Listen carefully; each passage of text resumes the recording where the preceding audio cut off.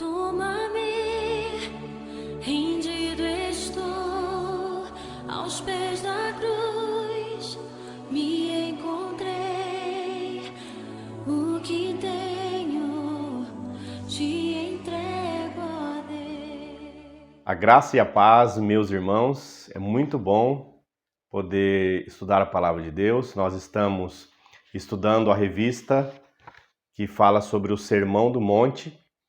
Nós estamos no capítulo de número 11, que trata da oração que Deus atende. E de início, nós leremos 4 textos. Primeiramente, no Evangelho de Mateus, capítulo 6, dos versos 9 até o verso de número 13, que nos apresenta a oração do Pai Nosso, cujo cerne é o relacionamento pessoal entre o ser humano e Deus. E a palavra do Senhor nos diz assim: portanto, vós orareis assim: Pai nosso que estás nos céus, santificado seja o teu nome, venha o teu reino, faça-se a tua vontade, assim na terra como nos céus. O pão nosso de cada dia dá-nos hoje, e perdoa-nos as nossas dívidas, assim como nós temos perdoado aos nossos devedores, e não nos deixes cair em tentação, mas livra-nos do mal, pois teu é o reino, o poder e a glória para sempre. Amém. Em Lucas, capítulo 11, versos 2 a 4, nós temos uma versão da oração do Pai Nosso um pouco mais sucinta, ou seja, resumida, mas não perde a sua essência. Diz assim: então ele os ensinou: quando orardes, dizei: Pai, santificado seja o teu nome, venha o teu reino. O pão nosso cotidiano dá-nos de dia em dia. Perdoa-nos os nossos pecados, pois também nós perdoamos a todos os que nos devem, e não nos deixes cair em tentação. Por oportuno, nós leremos também o texto que encontra-se em Atos 4, dos versos 23 a 31, sobre o mover do Espírito Santo entre seus servos, os compelindo a proclamar a palavra de Deus. Uma vez soltos, procuraram os irmãos e lhes contaram quantas coisas lhes havia dito os principais sacerdotes e os anciãos. Ouvindo isto, unânimes, levantaram a voz a Deus e disseram: Tu, soberano Senhor, que fizestes o céu e a terra, o mar e tudo o que neles há, que disseste, por intermédio do Espírito Santo, por boca de Davi, nosso pai, teu servo, porque se enfureceram os gentios e os povos imaginaram coisas vãs? Levantaram-se os reis da terra e as autoridades ajuntaram-se a uma contra o Senhor e contra o seu ungido, porque verdadeiramente se ajuntaram nesta cidade contra o teu santo servo Jesus, ao qual ungiste Herodes e Pôncio Pilatos, com gentios e gente de Israel, para fazerem tudo o que a tua mão e o teu propósito predeterminaram. Agora, Senhor, olha para as suas ameaças e concede aos teus servos que anunciem com toda a intrepidez a tua palavra, enquanto estendes a mão para fazer curas, sinais e prodígios por intermédio do nome do teu santo servo, Jesus. Tendo eles orado, tremeu o lugar onde estavam reunidos. Todos ficaram cheios do Espírito Santo e com intrepidez anunciavam a palavra de Deus. Nesse texto de Atos, algumas considerações que não podem ser deixadas de lado. Primeiramente, os versos 24 e 28, eles apresentam o domínio e a soberania de Deus sobre qualquer situação. Talvez você já tenha vivenciado isso na sua própria vida. A soberania de Deus te orientando mesmo em meio ao caos. A soberania de Deus preservando determinadas vidas por conta de um propósito soberano. A soberania de Deus, permitindo que mesmo você tendo perdido amigos, familiares, talvez seus pais, Ele concede vida a você com um propósito. É fácil isso? Não é fácil. mas é uma lição profunda. Em seguida, os versos 25 a 27 ressaltam a relevância da palavra de Deus. Quantas vezes nós valorizamos as palavras dos homens e esquecemos de dar crédito ou de valorizar, dar o devido valor à palavra de salvação. E no verso 29, apesar das ameaças sofridas, os cristãos, eles solicitam capacitação para continuarem proclamando a palavra de Deus de forma eficaz, uma vez que eles viam a oportunidade de partilhar do sofrimento de Cristo como algo natural, ou seja, como consequência de sua missão. Hoje em dia, infelizmente, algumas pessoas, eu não posso fazer isso porque eu estou com a unha encravada. Então, para mim, é um sofrimento demasiado, eu não posso anunciar essa palavra de salvação porque meu dente está doendo. Eu não posso anunciar essa palavra de salvação porque está chovendo. Eu não posso anunciar essa palavra de salvação porque pode acontecer isso ou aquilo. E vamos arrumando desculpas. E a proclamação do evangelho vai sendo, da nossa parte, negligenciada. Nós precisamos nos lembrar que se nós não clamarmos, se Deus não usar as nossas vidas, pedras se levantarão. Ou seja, outras pessoas, outras vidas, de outras maneiras, Deus vai anunciar a sua palavra. E por fim, o verso 30, ele deixa em evidência que os milagres visíveis de Deus precisam ser enaltecidos. Será que há gratidão da nossa parte pelos milagres que Deus já nos concedeu? Pastor, eu já não tenho certeza se Deus ele realiza milagre na minha vida. Irmão, irmã, se você está vivo ou está viva, já é um milagre. Se você tem o pão de cada dia para se alimentar, considere-se agraciado ou agraciada por Deus. Se você tem um teto para reclinar a sua cabeça, um lugar para repousar, seja grato, seja grata. Cristo Jesus não tinha isso. Quantas vezes ele subia ao monte para ali orar, falar com Deus, mas também para descansar. E dos 4 textos que eu falei que nós leríamos essa manhã, o último texto, lá da carta de Tiago, capítulo 4, versos 2 e 3, que apresenta alguns dos motivos pelos quais as nossas orações não são atendidas, mas que podemos adiantar para os mais ansiosos. 2 questões. Quando vão na contramão da vontade de Deus, as nossas orações não serão atendidas. Segundo, quando não buscam glorificar a Deus. Será que nós temos aceitado a soberania de Deus sobre as nossas vidas, apesar dos pesares?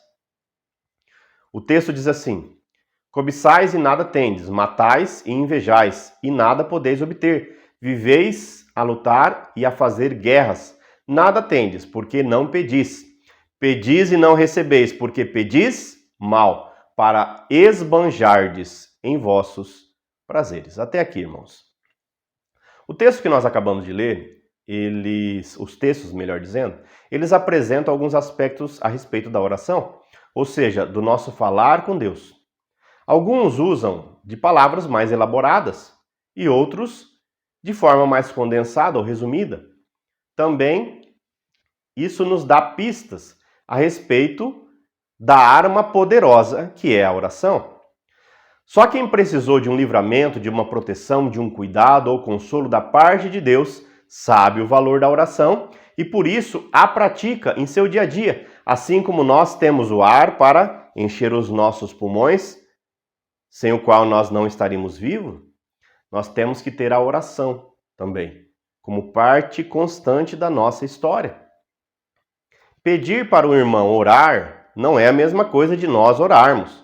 Pedir para o pastor orar não é a mesma coisa de você ter o seu tempo de oração com Deus. Nós precisamos ter esse entendimento, senão nós vamos ser aqueles conhecidos como crentes 6 horas, ou seja, sempre vai ficar pedindo, vocês oram por mim? E na verdade nós temos a incumbência de reconhecer que o sacerdócio universal de todo crente permite que eu tenha livre acesso ao Pai, através da oração que eu faço em nome de Jesus, e na intercessão do Espírito Santo, ou pelo intermédio do Espírito Santo. E você também tem. e nós precisamos exercê-la. O texto, diferentemente da proposta do autor, que o primeiro item, ou a primeira divisão desse estudo, de 3 divisões, ele fala sobre um mandamento esquecido. A primeira grande lição que o texto, ou melhor, os textos nos apresentam, para mim está no desafio da oração. E eu chamo de desafio da oração porque quando nós oramos, nós entregamos as nossas petições, lágrimas, clamores, sonhos, súplicas na presença de Deus e precisamos reconhecer 2 grandes verdades. A primeira é que nós somos incompletos, falhos e impotentes por nós mesmos. Essa é a primeira verdade. A segunda verdade é que em Deus e somente nele nós podemos nos refugiar, inclusive com as nossas queixas, clamores, abrindo o íntimo do nosso coração. E nesse momento nós podemos dizer, mesmo que em pensamento, aquilo que temos coragem de dizer apenas para Deus, o nosso Pai. E não se trata, na sua grande maioria pelo menos, de pecados inconfessos ou ocultos, mas de dores da alma, de lembranças que ainda doem, de situações mal resolvidas, de feridas que não foram no devido tempo tratadas como deveriam. E a oração do Pai Nosso, ela nos ensina inúmeras lições. Uma delas é a seguinte: para que seja possível uma vida de intimidade, alguns tabus precisam ser quebrados. E quando eu falo em tabu, eu não me refiro em agir com falta de respeito para com Deus, para com a sua palavra. Não é isso. Nesse sentido, o primeiro tabu que está ligado ao agir em conformidade à forma que Jesus, o Filho e o ungido de Deus, nos ensinou especialmente ao chamar Deus de Abba, ou seja, de Pai.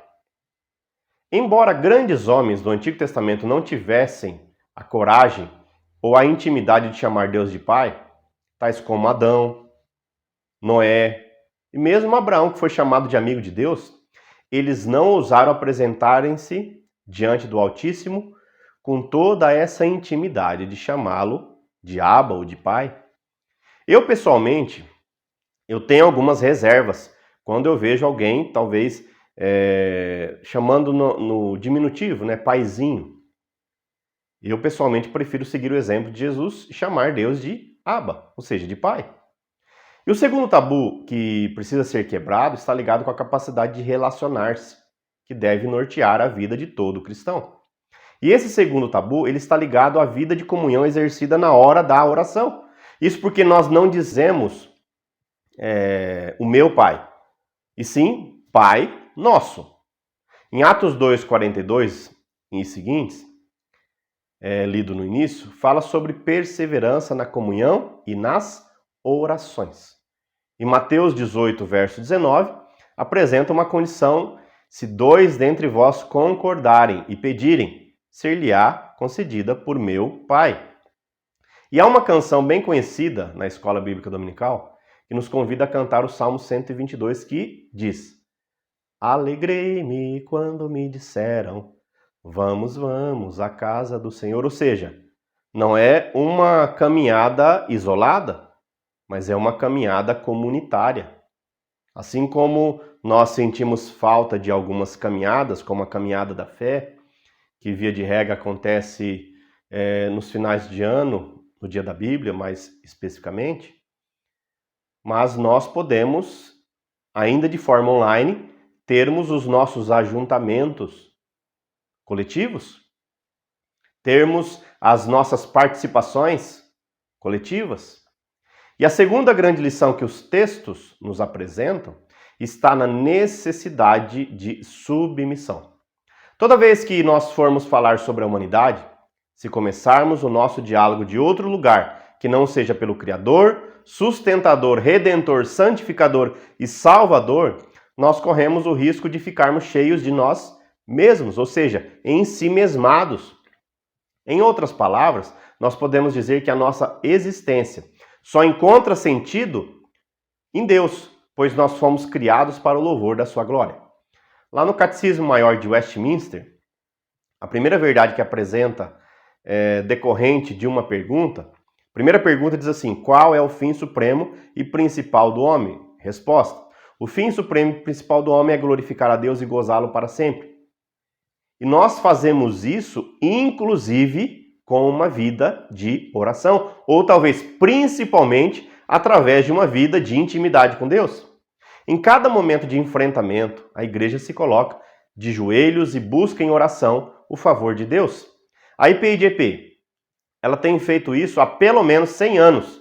E, na verdade, se não fosse pela prática da oração, nós não teríamos de Deus respostas às nossas mazelas, aos nossos clamores, às nossas petições, sendo elas legítimas ou não.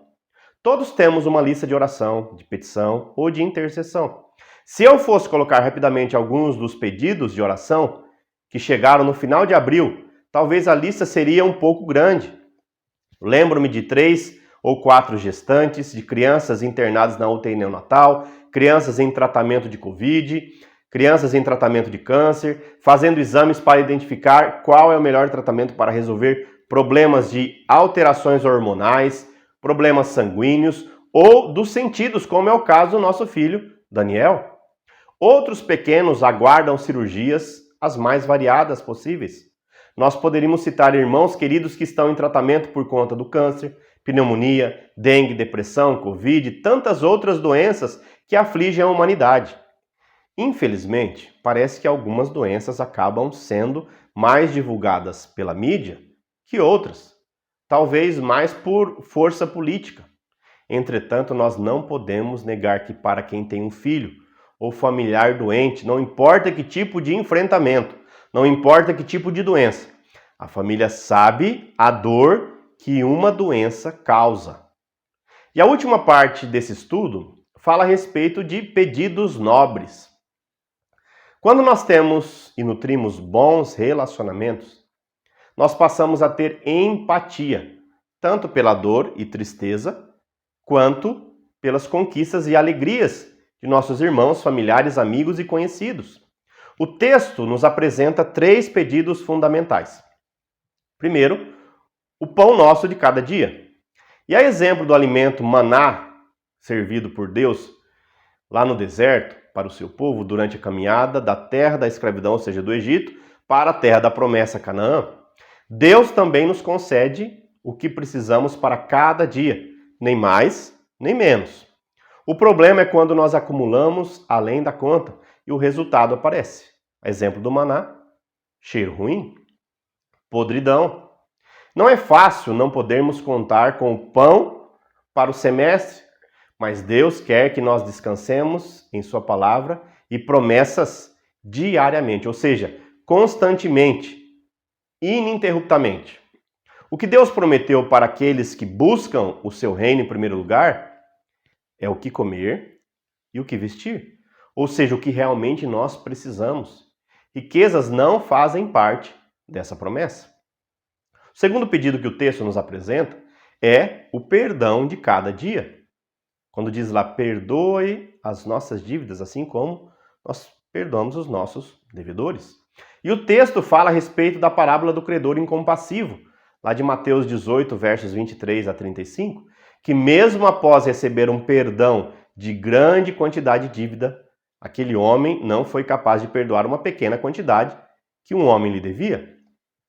Com isso, primeiro perdeu esse homem a dose de misericórdia da parte de Deus. Tudo isso porque ele não perdoou alguém que lhe devia 400 gramas, repito, 400 gramas de prata, mesmo tendo sido perdoado de uma dívida de 350 mil quilos de prata. A diferença é muito grande e a justificativa para agir dessa maneira tem nome: ganância, avareza e falta de perdão. O terceiro e último pedido que o texto nos apresenta é o livramento de cada dia. Não nos deixes cair em tentação, mas livra-nos do mal. Eu creio que assim como John Stott, explicando esse versículo, ele afirma: livra-nos do diabo ou do tentador.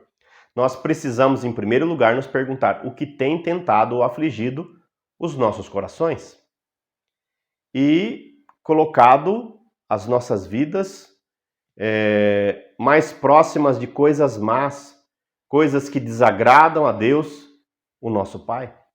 Será que nós temos esse interesse em nos afastar do mal?